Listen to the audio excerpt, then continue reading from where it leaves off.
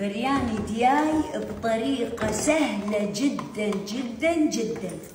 عندي دياي منزوع الجلد مع علبتين روب، زنجبيل وثوم وبهاراتي طماط، ونخلط ونخليهم على جنب. الدياي مع البهارات، حطيت زيت زيتون، شوفوا شلون حمرت البصل بنقطة زيت زيتون.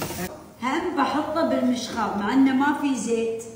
ونكمل طبختنا. بصل، حطيت بهارات الصحيحة، نحط الدياي، شوفوا كل بجدر واحد، وبعدين عيش مشخ شوية كزبر وبس خلصنا. تدرون هذا العيش المشخول برياني بدون لا زعفران ولا شيء. برياني ولا مو برياني؟